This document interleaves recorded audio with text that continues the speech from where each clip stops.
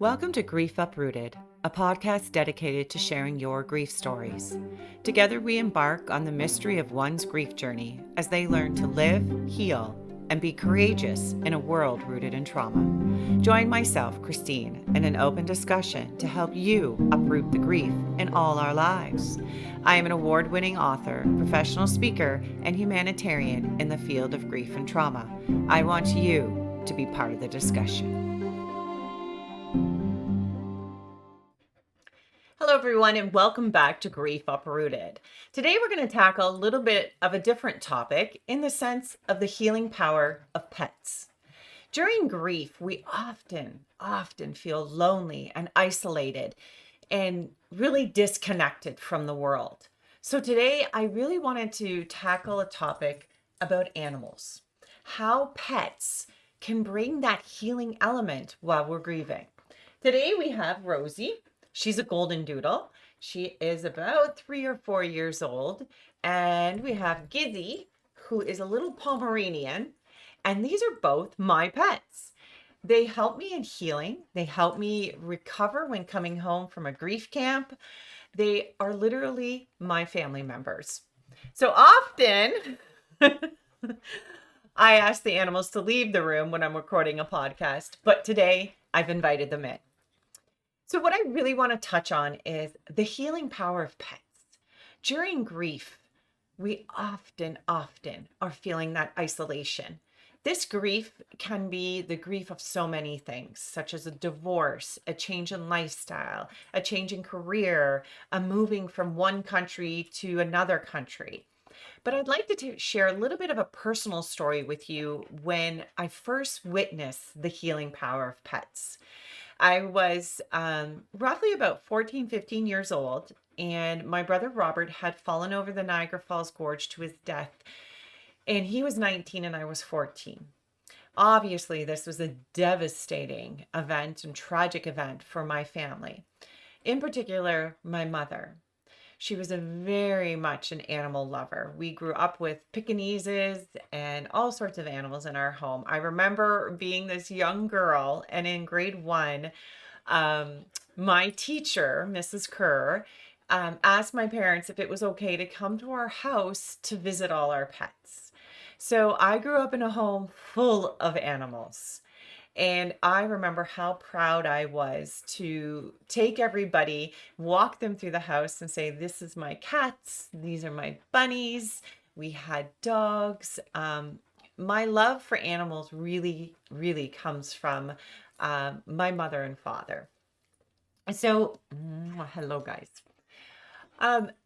After Robert had died, I noticed my mother really feeling lost and as many of us do. Where's our purpose? Where are we going next? How are we going to move forward? And she decided to go get a rescue, and she came home with Princess. Princess was large. She was a very large dog.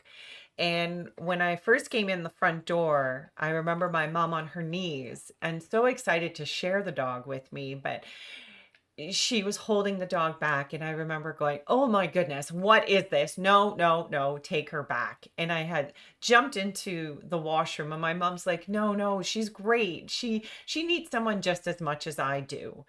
And that is when I realized that Princess was there for my mother. So every day my mother would get up and she would walk Princess, and she would put on her coat and get out and just start walking. And during that time, she obviously met neighbors. They obviously ran into other dogs. So my mother really invested her time and her love into Princess and helping her rehabilitate. And that in turn helped my mother rehabilitate. One of the neatest things I think I witnessed from that was how my mother and Princess were able to heal not only each other, hello, Gizzy, but heal all of us.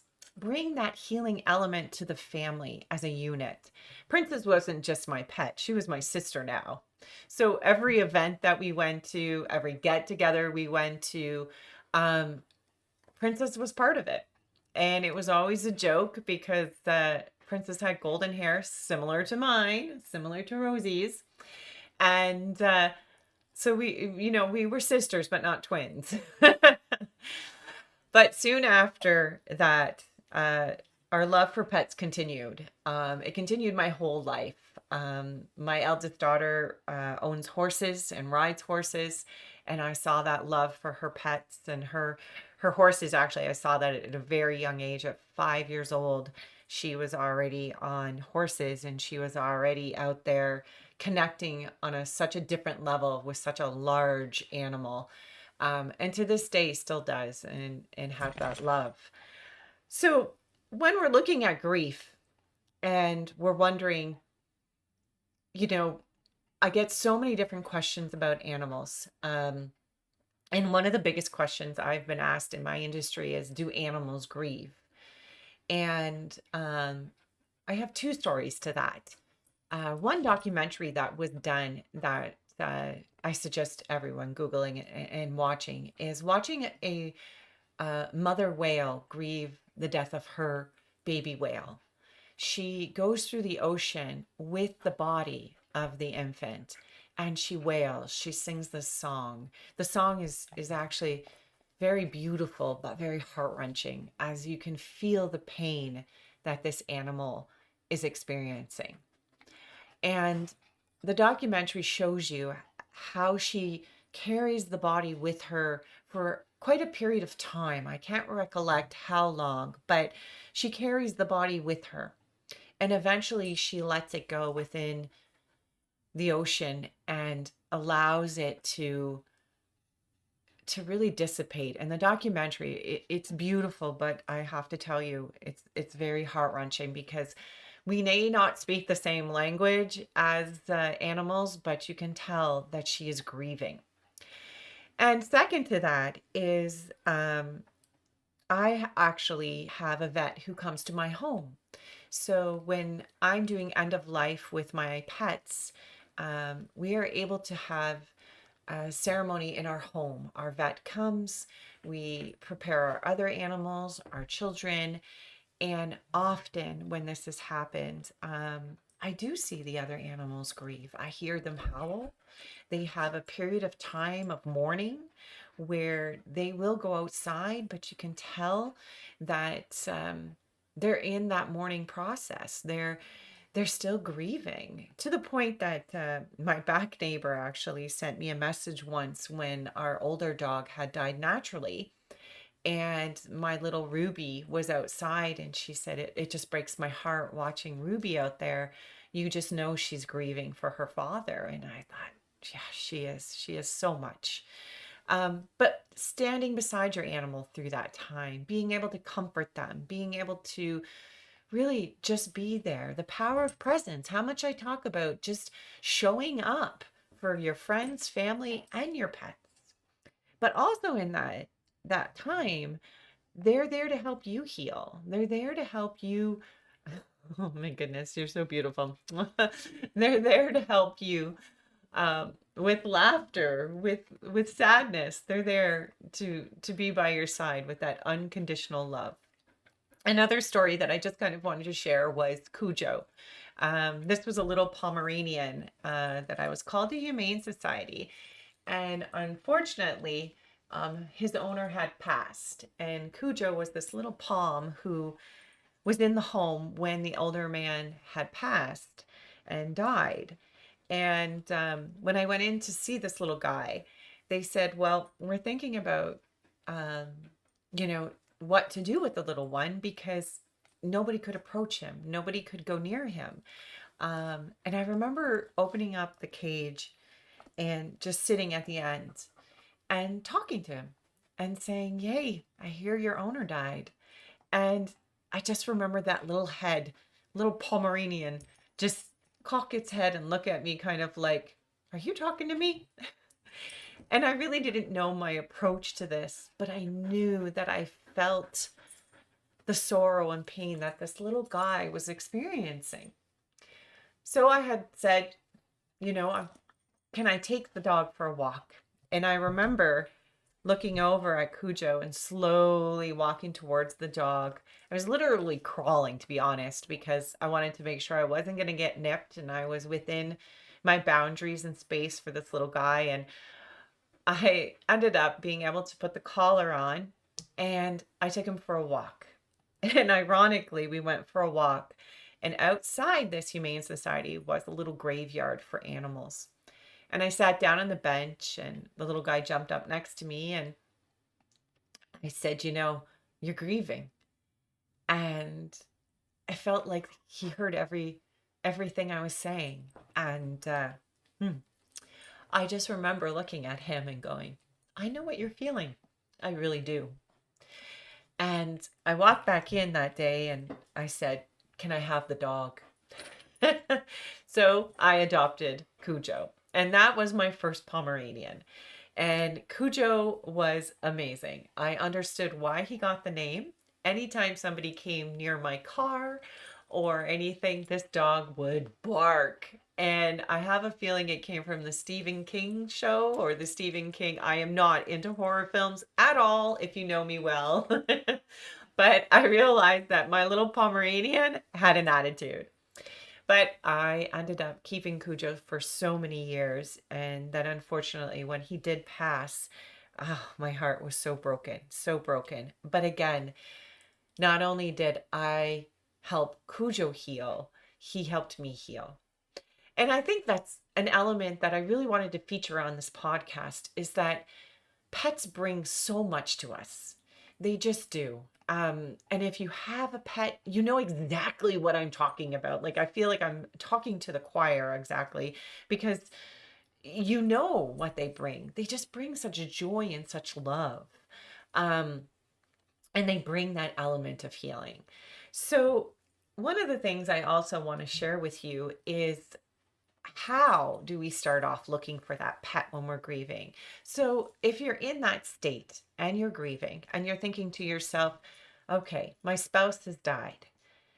Maybe I should go off and find a pet. Maybe this would be something that would help me through what I'm dealing with.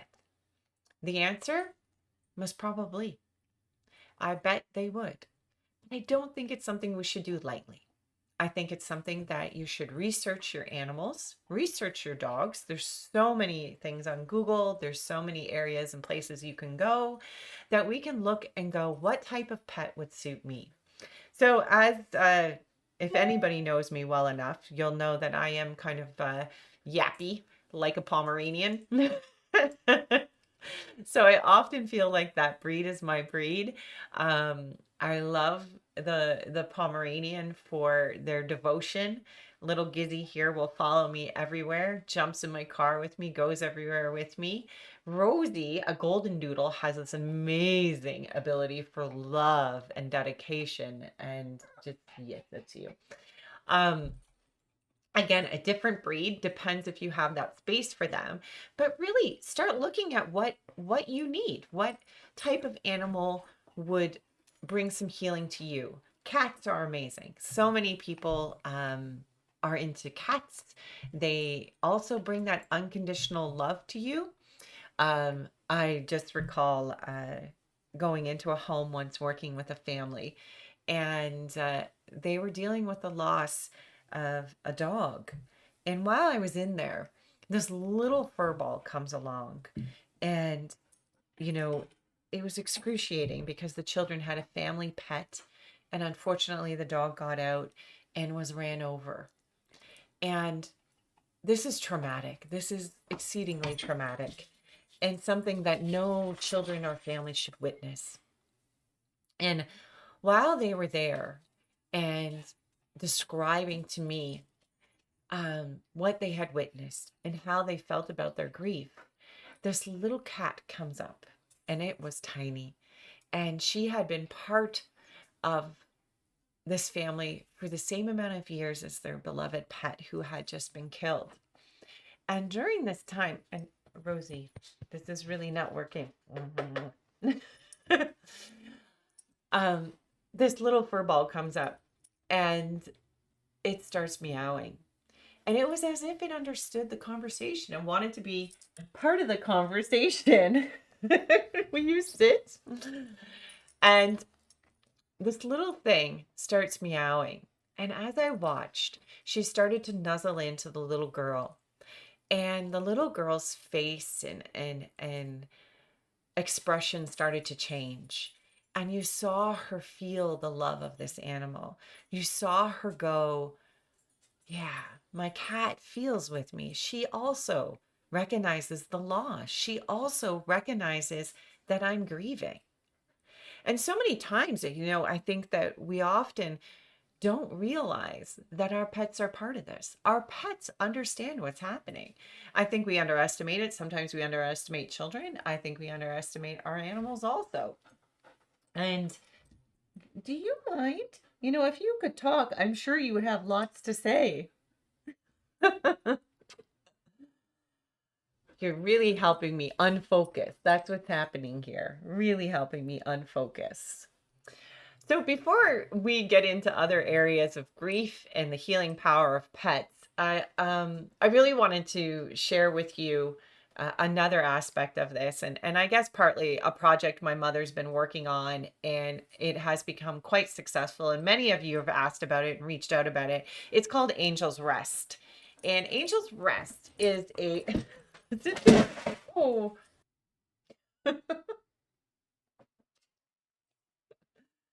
So today with our topic, I did have to take a mini break because Rosie got a little klutzy and we knocked everything over in the studio while recording. So we are back and I apologize for that. So I just wanted to review a little bit about how pets help us while we're grieving. We've talked about going out and actually looking for a pet that might be suitable for you. I don't take this lightly. So I just want to make sure that people realize we're looking for forever homes. And really it's finding a suitable pet for yourself. We all are drawn to one uh, animal or another. It could be a cat, could be a horse, could be a dog. But what do these animals bring to us while we're grieving? That is kind of the area that we want to focus on. The very first thing is unconditional love and companionship. Often, when grieving, people will say, I don't understand why, certain deaths that happen in my life affect me differently. And, even pet loss itself, losing an animal, it really depends on your relationship with the individual person or animal and how it will affect you. If you are used to waking up every day and seeing your spouse, seeing your child, or seeing a pet, that absence of that person or animal will have a huge impact on you. And that's the loss of companionship. And this is where an animal brings a huge amount of healing, as it is companionship. We talk often. They hold all our secrets. And that unconditional love element, right?